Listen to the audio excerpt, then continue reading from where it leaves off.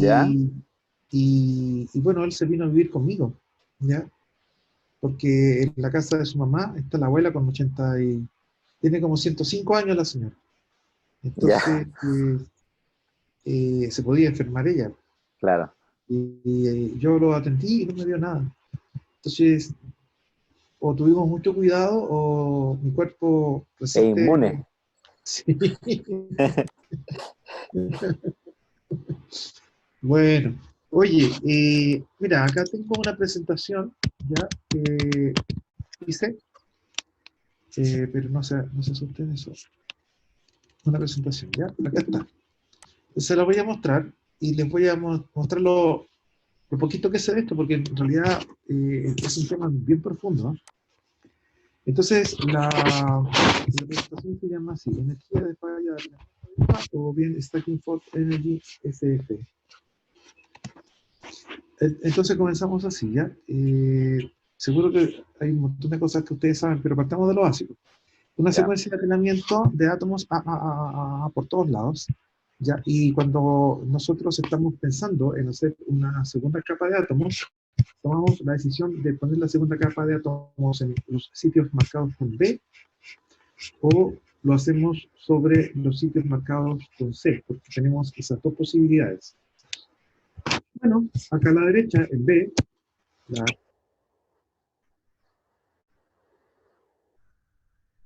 ¿sí?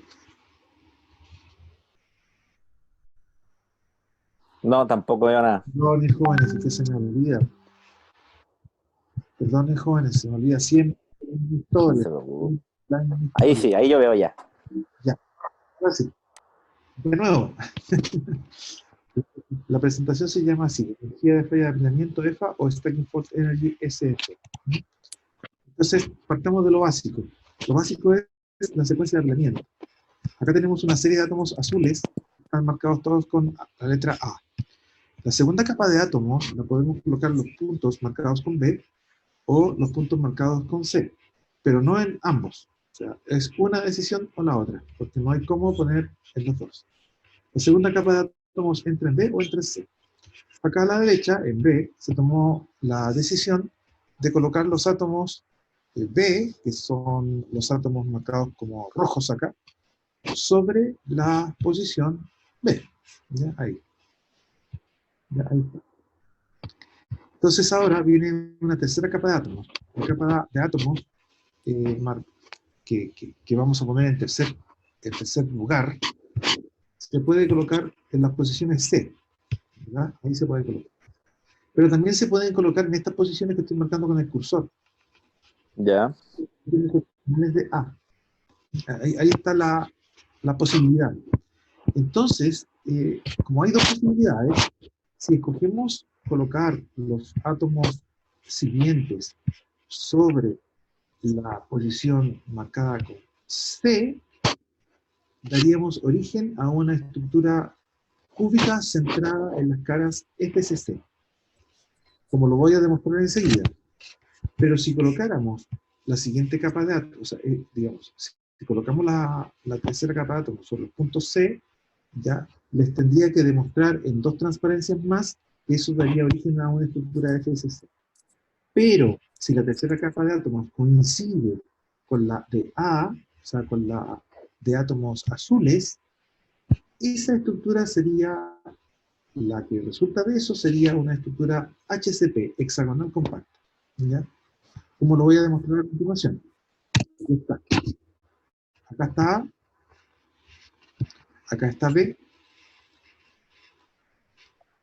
la segunda capa, y la tercera capa es exactamente igual a la primera, la A. Entonces tenemos una secuencia de apilamiento A, B, A, B, A, B, hasta infinito, y efectivamente, tal como ustedes ven acá, se nota de manera bastante clarita que lo que tenemos acá es una estructura compacta. Y de ahí viene aquello de que AB es hexagonal compacta. Y lo difícil no es esto. Lo difícil es demostrar que ABC, ABC, ABC, ABC da origen a una estructura cúbica centrada en las caras. Entonces yo husmeando por ahí, husmeando, encontré un libro donde ponen este dibujo. ¿Ya? Este es el Callister. En Callister está este dibujo. En la última edición del Callister en inglés. Bueno, porque la última edición en español no estaba en digital solamente la última versión en inglés. Desde ahí saqué esta imagen, miren. Acá está A, B, C, A, B, C, A, B, C, ¿cierto? Ahí está. Pero no se nota nada. Acá a la izquierda no se nota nada. Pero acá sí. La verde es la C. La azul es la A, la roja es la B. A, B, C, ¿ya?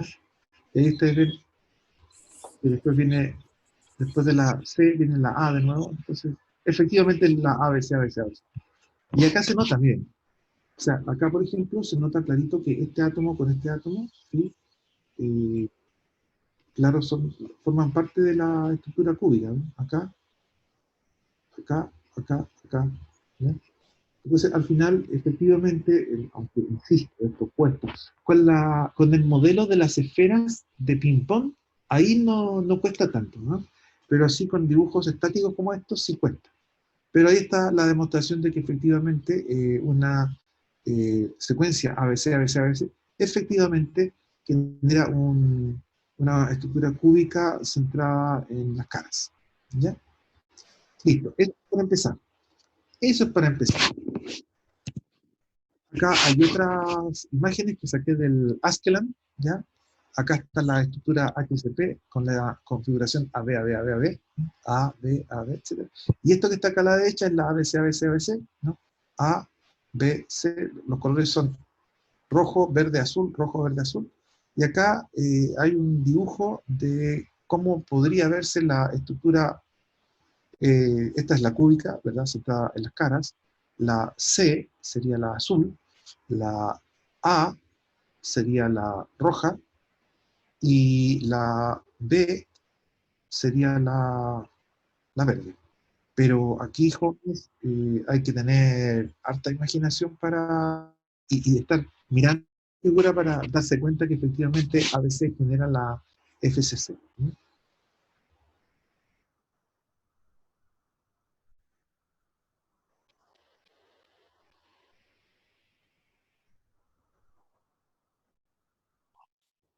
Claro, pero es increíble lo fácil que se torna cuando cuando tiene las pelotitas de ping-pong. Entonces, lo que falta es un video. Un video. Yo creo que van a hacer un video. Seguramente que hay un video ahí en YouTube con esta situación. Bueno, si nosotros admitimos que efectivamente ABABAB es una estructura cúbica, hexagonal, y ABC es una estructura FCC, decimos finalmente que ambas estructuras están relacionadas, ¿ya? Porque bastaría con hacer un pequeño movimiento para transformar una en la otra. Ambas son compactas, ambas tienen una secuencia muy parecida de apilamiento, de tal manera que admitimos por lo menos que están relacionadas entre sí. Entonces, acá yo preparé este mono, ¿ya? Es una creación de la que me siento casi orgulloso, pero es un mono súper elemental, ¿eh? Mira, la idea es la siguiente. Acá yo tengo ABC, ABC, ABC, ABC, ¿ves? ABC, ABC, S, T, C. Aquí nuevamente copié ABC, ABC, ABC, ABC, pero me fijé en esta C, ¿ya? Me fijé en esta C. Aquí aplico el operador loquito. El operador loquito es tomar la C y quitarla de ahí. La quito. Entonces, ¿qué me queda acá? Me queda AB, ahí están AB, C, ahí está C, ahí está A, B, hasta ahí están igual. Luego queda vacío acá, porque quito el C, y me queda aquí A, B, C de nuevo. Entonces, como este espacio me pone incómodo, junto todo, y me queda A, ahí está, B, ahí está B, C, ahí está C, A, ahí está A, B, ahí está B, y esta A la subo para que quede todo compacto, ya, ahí está A, ahí está B, y ahí está C. ¿Estamos? Lo único que hice fue juntarlas. Y miren lo que tengo, A, B, C, A, B, A, B. Miren lo que quedó. Quedó una estructura A, B, A, B, metida dentro de una estructura que tiene la secuencia ABC, ABC, ABC. O sea, en el fondo yo, lisa y llanamente, con sacar ese plano, o correrlo, porque también se puede correr, porque ustedes saben que, volviendo al punto de partida, ¿no? una cosa es que yo quite un plano, ¿ya? Y la otra cosa es que lo corra, por ejemplo, si este B, yo lo corro hasta C, yo corro todo el plano desde este valle hasta este valle, o sea, también se puede hacer eso. Y esa es la idea, no sé si me expliqué bien aquí. Bueno, ustedes son fabulositos, entonces se dan cuenta de que yo acá tengo una estructura HCP metida dentro de una estructura FCC. Aquí, de hecho, esta FCC debería ponerla aquí también. Y de hecho lo voy a hacer al tiro, porque esta... perdonen viejo, chicos, perdonen chicos, ¿ah? Pero es que Sí, no se saben lo que preocupe. pasa. Me salí sin querer, me salí, paciencia, energía, falla, apilamiento. Aquí estoy nuevamente, energía, falla, apilamiento. Y este FCC, como esta es la primera vez que hablo de esto, estoy estrenándome con esto, estrenándome, estreno. Esta presentación es la primera vez que la muestro en público. Ya listo, ahí está. Save anyway, y aquí tenemos el modo presentación. Bueno, sucede, jóvenes, ya, pues, ponte el modo presentación ahora. Ahí. Sucede que esta estructura HCP también recibe el nombre de martensita épsilon. Perdón. Lo siento. Ahí voy.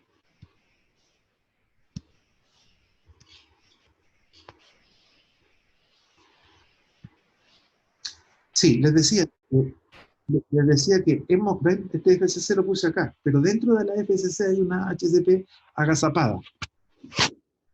Podríamos decir la HCP agazapada. ¿Ven?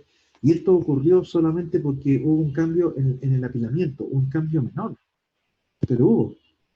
Entonces nosotros generamos por una falla que hay aquí, ¿no? Hay una falla en el apilamiento, generamos una estructura dentro de otra. Eso es lo curioso, que con una falla de apilamiento ustedes generan una dentro de otra, una estructura así como diría la gente joven como ustedes, una piola, así está, pasa piola la HCP dentro de la FCC, desapercibido, sí.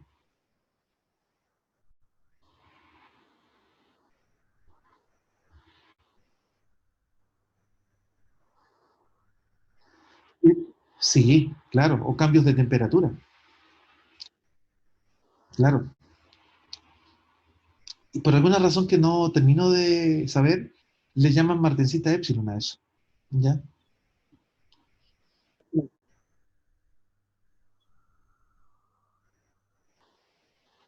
Una FCC. Exacto. Entonces, la idea es cómo definir la energía de falla de apilamiento entonces. Primero, la falla de apilamiento es una falla en el apilamiento, o sea, no lo voy a poner eso porque eso es obvio. ¿Ya? Entonces, definimos la energía de falla de apilamiento, porque para que se forme la falla de apilamiento, se requiere de una energía. O sea, la falla de apilamiento necesita, para poder formarse, de una energía que tiene que salir de algún lado. ¿Ya? Porque no es fácil hacer esta pega. O sea, a mí por lo menos me costó tiempo sacar esta C, generar el espacio ahí y juntarlo. Ya, en la práctica, en un conglomerado de miles de millones de átomos, hacer una falla en la secuencia de apilamiento supone un gasto de energía, y esa energía es la que uno trata de calcular, le asocia en el fondo una energía a esta falla, ¿ya? Y esa energía se define como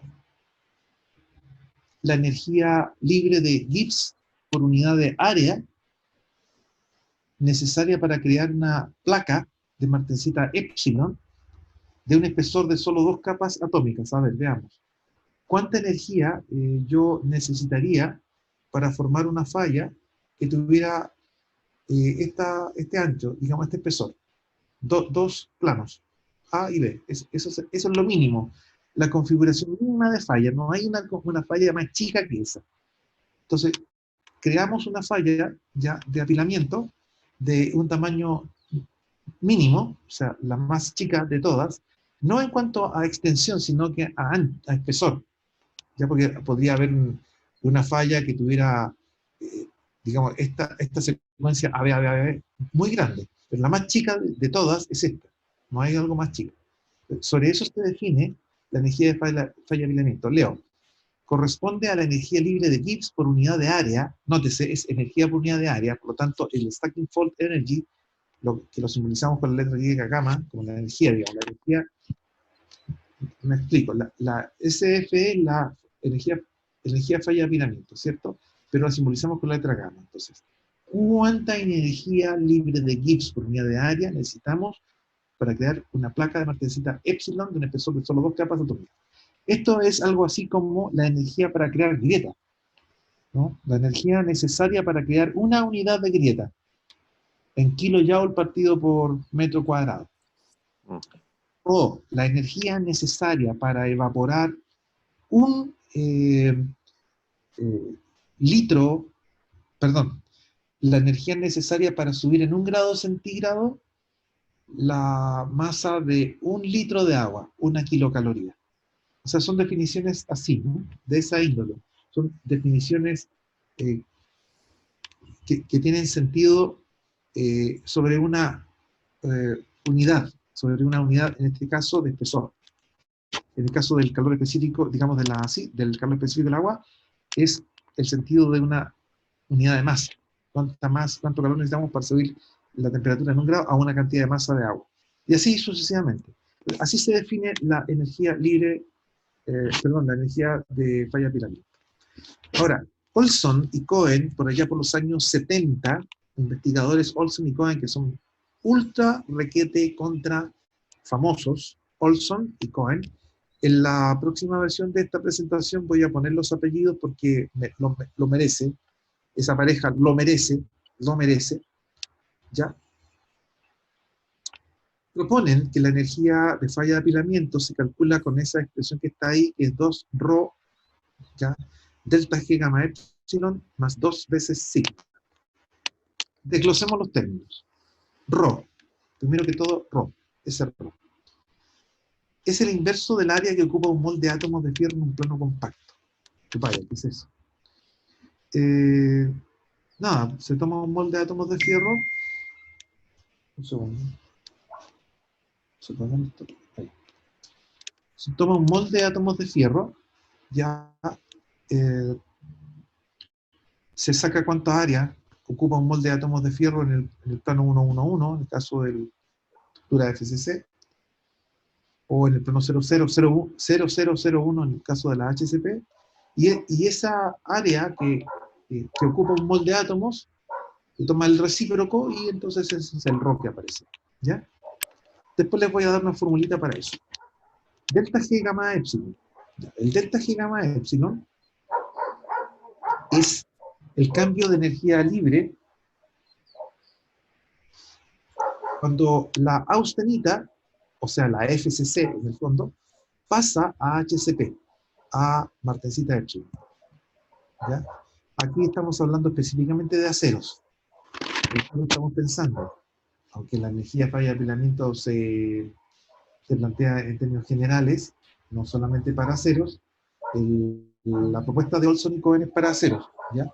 Entonces, tenemos delta G como cambio en la energía libre cuando la austenita pasa a martensita epsilon, ¿ya? Que sobre eso vamos a hablar bastante más adelante, más 2 veces sigma, donde sigma es la energía de superficie, ¿ya? Asociada a la interfase gamma epsilon. Un número que se conoce bastante bien, está entre 5 y 15 milijoule partido por milímetro cuadrado. Este sigma que está acá es un dato relativamente conocido, ¿no? Energía de superficie de la interfaz, ¿ya? Ahora, ¿qué significa delta G gamma epsilon? ¿Qué significado tiene? En el fondo es el cambio en la energía libre cuando la FCC se transforma a HCP. Y tiene 2 componentes, una componente magnética y otra componente química. ¿Ya? Es curioso, pero por alguna razón que no que no tengo 100% clara, aparece una componente magnética. La componente química es obvia, pero la componente magnética no es tan obvia. ¿Mm? Entonces, acá está la forma de calcular la energía de falla de apilamientos. Aquí está la fórmula. La energía de la falla de apilamiento en Joule partido por milímetro cuadrado es exactamente igual a 2 rho delta G gamma epsilon más 2 sigma. Sigma, que se expresa en Joule partido por milímetro cuadrado, está en torno a 0.015. Bueno, antes yo había puesto 15, entre 5 y 15, ¿no? Pero acá está como 15, ¿no? Pero nótese que acá no está en milijoule, está en Joule, por eso que el punto 0.15. No piensen que hay un error ahí, están cambiadas las unidades, no, por eso que cambian los. Entonces, ese es un número, no lo tocamos, está parejo, digamos, conocido. El Rho, que les decía, acá hay un detalle que estaba viendo, que es mol partido por metro cuadrado, no es mol por metro cuadrado, es mol partido por metro cuadrado. Es el área, es el inverso del área que ocupa un mol. Chuta, perdón, me están llamando de una pega, espérense un poquito. ¿Rodrigo? ¿Rodrigo? Sí.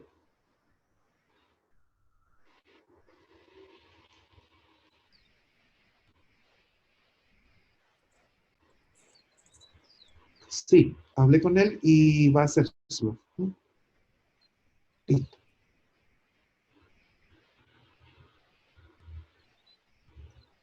Yo trabajo con Teams, con Zoom, con Meet, con lo que sea. No hay problema, Rodrigo. No hay problema. No, por favor, por nada. Seguimos en contacto. Que estés bien. Hasta luego. Chao. Ya. Jóvenes. Acá está, no sé si me arrancó esto. Decíamos que Rho es el inverso del área que ocupa un mol de átomo. Por eso que está en mol partido por metro cuadrado. Entonces, eso es 4 partido por la raíz cuadrada de 3 por A cuadrado N, donde N es el número de Avogadro y A es el parámetro atómico. Eso es un ejercicio de ciencia de materiales 1. ¿Mm? Así que ahí no hay ningún secreto tampoco. Donde comienzan los secretos es aquí, en el delta G gamma epsilon. ¿Ya? El delta G gamma epsilon, ¿ya? Que se expresa en Joule partido por mol, es el delta G magnético más el delta G químico más un delta G asociado al tamaño de grano, grain size. ¿Ya? Advierto, jóvenes, advierto que esto para mí es bastante esotérico. ¿Ah? No, yo hace rato que trabajo con estas cosas y no termino de entenderlas a fondo todavía como a mí me gustaría entenderlas. Pero yo les comunico mi ignorancia respecto de muchas cosas. Bueno, vamos a definir un parámetro phi. Ya, acá, phi. Ese phi es como es un subíndice. Puede ser gamma o puede ser epsilon. El phi se refiere a gamma o a epsilon, a las fases presentes. Entonces el G magnético de cada una de las fases es RT logaritmo natural de beta más 1 por F de tau. Les comento. Acá, tau, voy a empezar por la derecha, tau. Tau es una temperatura reducida. Acá está tau definido, jóvenes. El tau para cualquiera de las dos fases es la temperatura dividido por la temperatura de Nil. ¿Conocen ustedes la temperatura de Nil?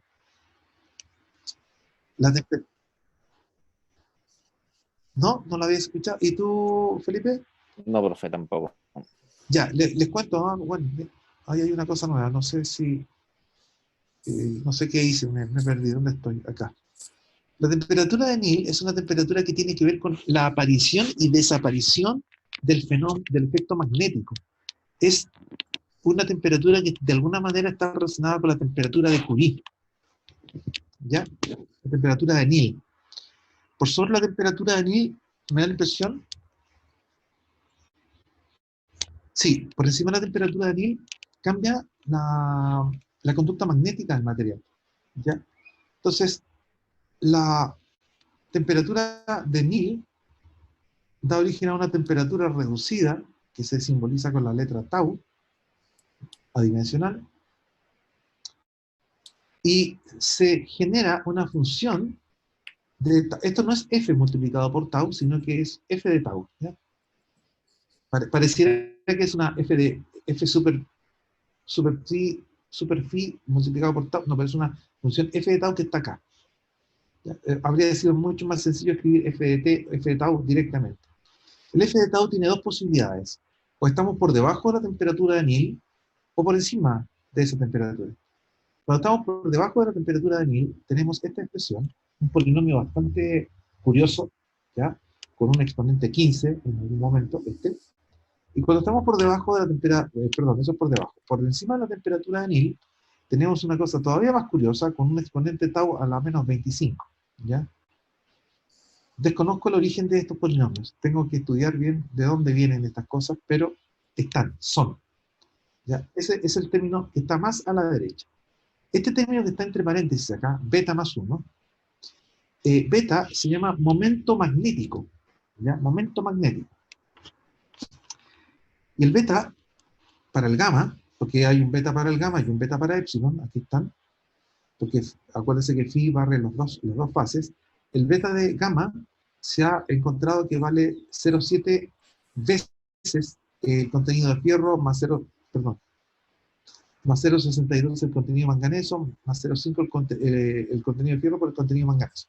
Hay otras aproximaciones para el beta gamma, para el momento magnético, pero esta parece ser la más compacta, ¿ya? Y para el momento magnético de la martensita epsilon, o sea, de la falla AB en el fondo, es 0,62 veces el contenido manganeso.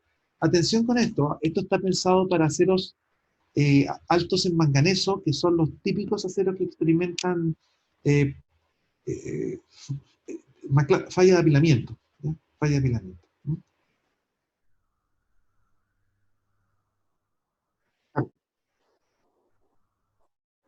Exacto, exacto, exacto. Por lo tanto, el delta G magnético está claro, es RT, el logaritmo natural del momento magnético más 1 por esta función de tau. Está claro.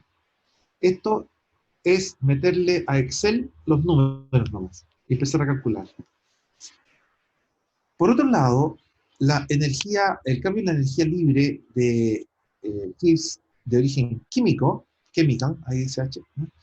Es una cosa relativamente simple, porque lo único que hay que hacer es multiplicar las concentraciones de fierro, de manganeso, de carbono, de lo que sea, por el delta G asociado al fierro para la transformación gamma epsilon, el delta G asociado al manganeso para la transformación gamma epsilon, etcétera, etcétera. ¿Dónde? Acá, lo siento, donde acá abajo, delta G gamma epsilon, se conoce con precisión que vale este número, 2243,38 más 4,309 T en Joule partido por mol. El delta G con ese color fucsia del manganeso, aquí está, vale menos 1000,00 más 1,123 T. El delta G del carbono gamma epsilon, esa es una constante, menos 22.166. Y así sucesivamente para abajo. ¿Ven? Están todos los delta G. Aquí el delta G se sustituye por un omega, que es un delta G de interacción. Porque todos los términos que están acá son términos de interacción. Pero esas son cosas de la termodinámica. Entonces yo no me voy a pronunciar. Es así. Oh. Exacto. Exacto. Y luego viene este término, que es un término del tamaño, que tiene que ver con el tamaño de grano, que vale 170 veces E elevado al tamaño de grano dividido por 18,55. Aquí no pone lo que es D, pero D es el tamaño de grano en micras. Y entonces todo lo que uno hace ahora es meter a la calculadora todos los datos y la calculadora le da el valor de grano. Ahí está el cálculo de Rho, ahí está el cálculo. En realidad esta ecuación no es necesaria porque está desglosada bastante bien acá arriba. Y eso es lo que yo les tenía para mostrar. No sé realmente qué es lo que ustedes necesitaban saber, o qué. Si no les satisfizo esta explicación, me pueden dar una segunda oportunidad y les puedo preparar algo más. O si hay algún giro que ustedes quieren hacer, porque esto no es tan solo eh, una gauchada, sino que es algo que a mí me interesa abrumadoramente. Me interesa mucho este tema.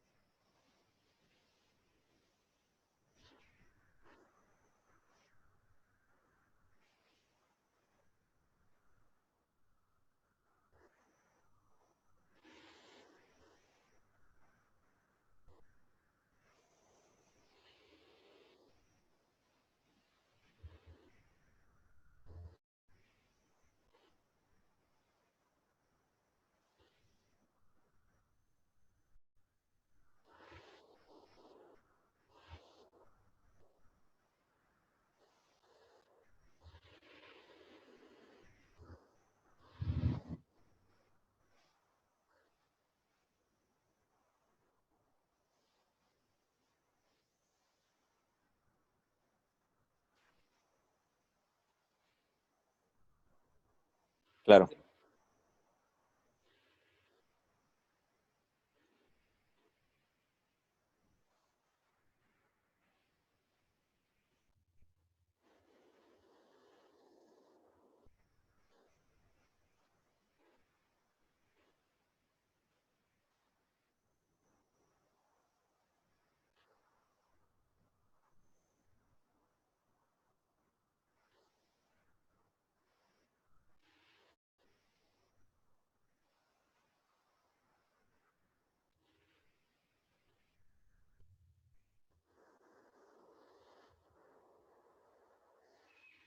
No, no es cerrado, es así. Es así. Efectivamente es así. Entonces, mientras tú hablabas, yo estaba pensando, volándome un poco con las ideas, y estaba con ganas de decirle lo siguiente a ustedes. Esto tiene mucha importancia. Esto es el concepto de energía de falla de apilamiento. Pero ¿para qué sirve? ¿Dónde se aplica? ¿Cómo es que tiene tanta relevancia? Y es que en los procesos de deformación, la energía de falla de apilamiento ya decide, en definitiva, qué tipo de mecanismo de deformación se activa. Me explico. Cuando la energía de falla de apilamiento ya está entre 20 y 50, ¿ya? Milijoule partido por metro cuadrado. Milijoule partido por metro cuadrado. Está entre 20 y 50, se produce McLeod. McLeod. Si es superior a 50, en realidad es 47 el número, pero redondeemos en 50. Si es superior a 50, se producen los procesos de deformación clásicos de deslizamiento de dislocaciones. Y si está por debajo de 20, porque dijimos 20, 50, arriba de 50, si está por debajo de 20, todo lo que es energía de deformación en estos aceros se traduce en una transformación de austenita a martensita. ¿Ya? La austenita se transforma en martensita. Y ese fenómeno de que cuando uno le mete deformación a un material, cuando le mete energía de deformación, logra que la austenita se transforme en martensita sin cambio de temperatura. La, la, la, la gracia es sin cambio de temperatura, porque si metemos la temperatura ya no es gracia. Sino que solamente por esto.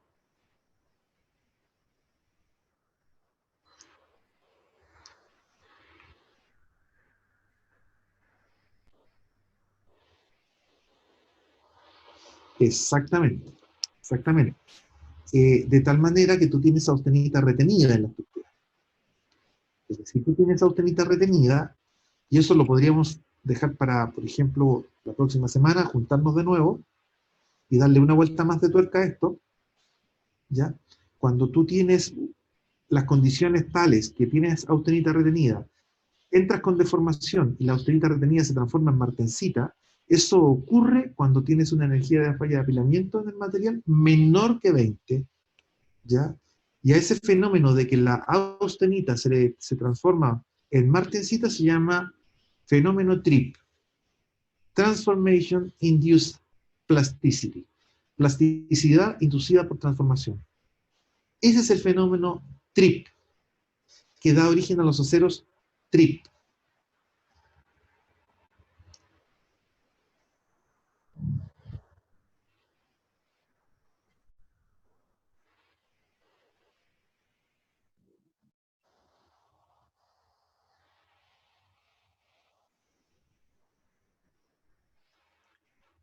Total y absolutamente cierto. La energía de falla de apilamiento, curiosamente, depende de la temperatura,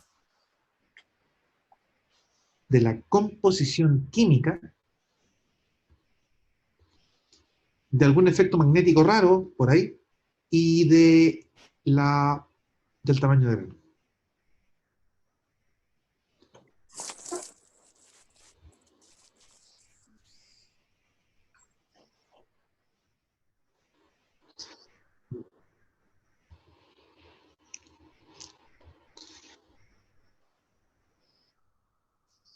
Sí. Pero a mí lo que me genera como rareza es que yo también sabía eso de que la transformación TRIP es con baja energía falla de apilamiento. Pero si lo Sí. miramos como de un punto de vista lógica, o sea, no sé si lógica, lo que veo yo es que la falla de apilamiento es ese cambio de FCC a martensita, o sea, de austenita a martensita. ¿Por qué si la energía de falla de apilamiento baja, yo sí tengo esa transformación? Yo lo pienso como que debería ser contrario. En el fondo, si tengo mayor energía de falla de apilamiento, quiere decir que tengo más falla de apilamiento y por ende mayor transformación de austenita a martensita.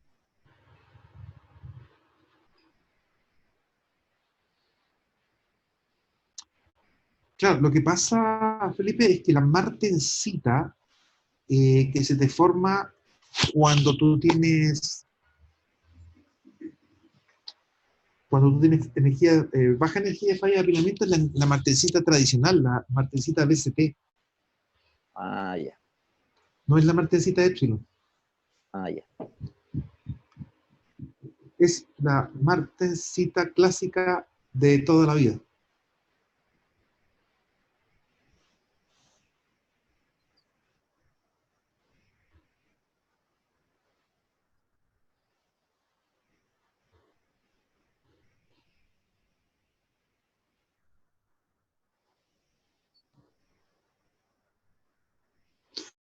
Gran tema.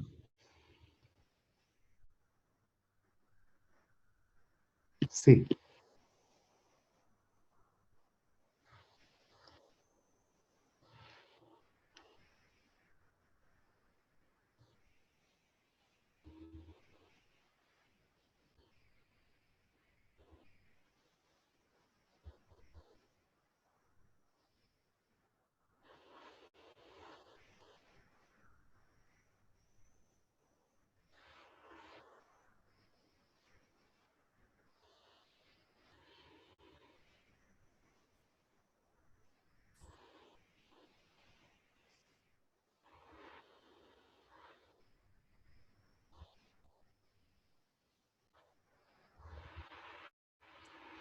Ya, sí, el tema de las maclas es complicado, ¿ah? Y es amplio y cristográficamente es muy complejo. Por lo menos para mí es bien complejo.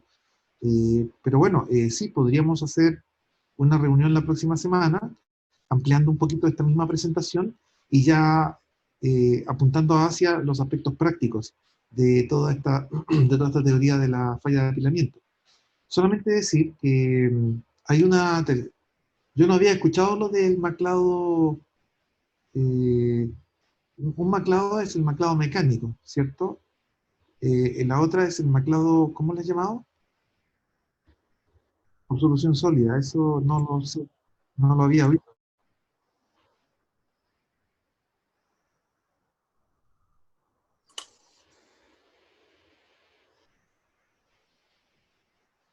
Ujú.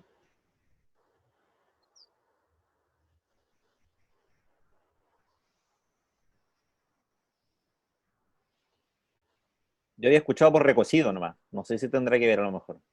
Sí, eso es lo que yo he escuchado, sí, el recocido. Yo he escuchado maclado por recocido y maclado por trabajo en frío. ¿Ya? Entonces, sí, podemos hacer, porque es re interesante todo eso. Eh, yo llevo años estudiando el tema del maclado y todavía tengo más preguntas que certezas.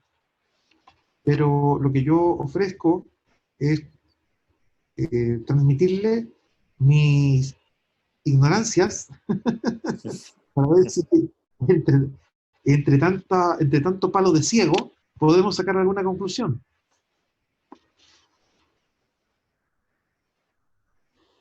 ¿Te parece, Felipe? Sí, feliz. Ya, mira, entonces lo que voy a hacer es lo siguiente, yo les voy a mandar ahora la PPT para que ustedes le peguen una leída, si hay alguna cosa que no está clara me la dicen. Eso, profe, era lo otro. Yo quedé con la temperatura de Nil. ¿Habría una temperatura de Nil para Austenita y una temperatura de Nil para Martensita? Claro, Ah, claro. Entonces ese es un tema que hay que aclarar también, ¿no? A mí me interesa aclarar, entre otras cosas, cómo relacionar la temperatura de Nil con la temperatura de Curie, que es la que aparece en el diagrama de fases. ¿Ya? Eh, también me interesa saber cuál, cuántas versiones distintas hay para el término, déjame ver, me voy a pasar la presentación de nuevo, eh, acá. ¿Cuántas versiones distintas hay para el término de momento magnético? Porque he visto varias para esta expresión. Ya hay unas propuestas de momento magnético mucho más largas que esta que está acá. El momento magnético de Epsilon, de la martesita Epsilon, también aparece en la literatura más compleja que esta. Ya entonces me interesa saber algo así como hacer un catastro de lo que hay en la literatura, para, bueno, para saber un poco más de todo esto. ¿Mm? Y, y seguir la próxima semana.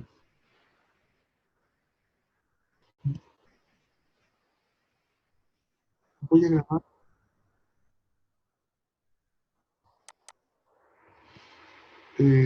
Espera, voy a grabar porque hice los cambios. Save anyway. Eh, esto está grabado donde File, Save As. ¿Dónde fue que lo grabé? Lo grabé en energía de falla de apilamiento. Bien. Ah, en referencia, listo. Entonces cancelamos. Inmediatamente correo para los jóvenes entusiastas de la energía de falla de apilamiento, que son Daniel y Felipe. Daniel Barra y Felipe González. Felipe González, Felipe punto González, ¿no? sí, González P. P, sí, González P. EFA. EFA. Entonces, ahora, referencias bibliográficas, energía de falla de apilamiento, aquí, y la presentación de hoy día, ahí, y ya la tienen en su correo, jóvenes. Ya, gracias, profe. No, por nada. Oye, me motiva a trabajar con ustedes porque así me obligo a ir ordenando la información que tengo. ¿No? Yo, profe, tengo una duda también que hace rato la ando trayendo. A ver, Claro, nosotros tenemos maclado mecánico en cierto rango, por ejemplo, de 20 a 47, ¿verdad? sí. Pero desde el punto de vista de la fracción de macla que se me genera, ¿importa ese valor? Por ejemplo, a una energía de apilamiento 30, ¿la fracción de macla mecánica va a ser mayor o menor que una de 46? ¿O eso no se ha estudiado?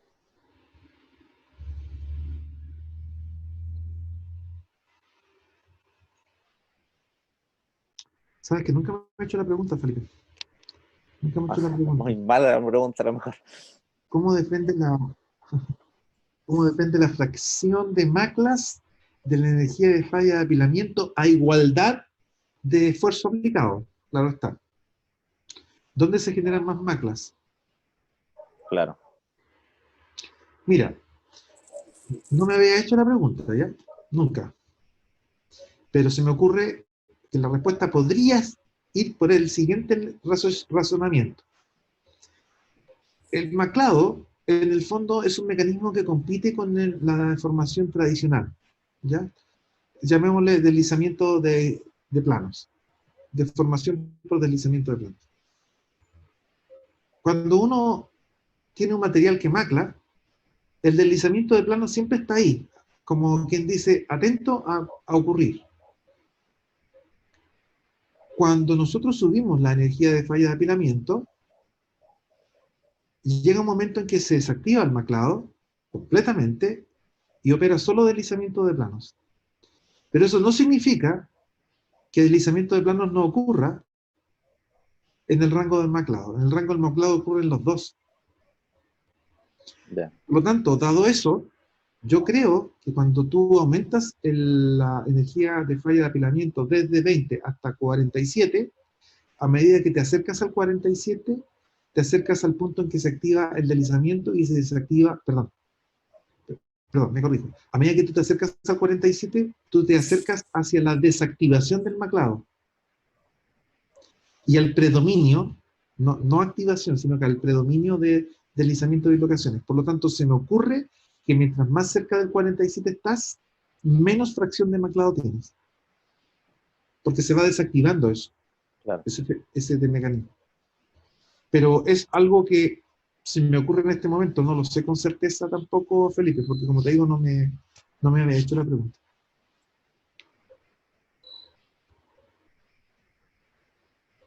Ya. Ahora pensándolo, Felipe, ¿y qué pasa si nosotros nos vamos al otro lado, al lado del 18? Pasará algo parecido quizás, ¿ah? Que se va Sí, desactivando claro. el Con el maclado, trip. Claro. entonces al final la fracción de maclas o fracción de maclado pasará por un máximo a un Claro. intervalo de energía de falla de apilamiento intermedio y pasa a ser mínimo cuando te acercas al En lo 47. extremo. Claro. Quizás. ¿Me dejas una pregunta ahí en el aire, Felipe? Claro, porque yo lo pienso porque como nosotros podemos tener una energía de falla de apilamiento, entre comillas, teórica, con la composición química, a lo mejor uno podría aspirar a estar en ese rango, más que en un rango tan grande entre 20 y 47, apostar a un rango más intermedio, 33, y así obtener una mayor fracción de maclado mecánico. Interesante. Nosotros hemos mandado a fundir aceros con diversas composiciones químicas para barrer rangos anchos de energía de falla de apilamiento. Y este año teníamos con Fredo pensado mandar a fundir como, como 2 toneladas de acero con distintas composiciones químicas. Y no pudimos, por lo que pasó. Pero ya para 2021, la idea es tener, no sé, 15 aceros con 15 composiciones químicas diferentes para hacer el barrido completo de energía de falla de apilamiento.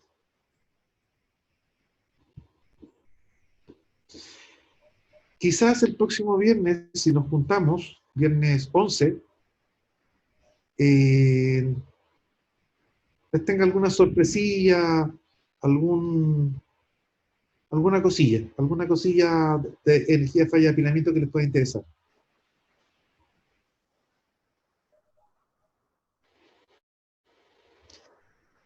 Es que ¿sabes lo que pasa? Creo que tengo una pequeña tabla Excel para calcular fallas de apilamiento. Una plantillita. La voy a revisar si la tengo por ahí. No sé qué también andará, pero hemos hecho cálculos y mira, andan más o menos bien.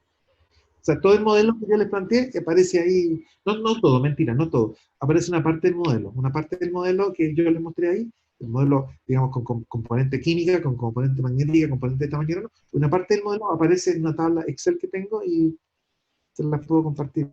Ya, listo, 15:30, el viernes. Ya. Agenda. Está interesante el tema, está interesante. Está que cae la energía de falla de apilamiento, está que cae.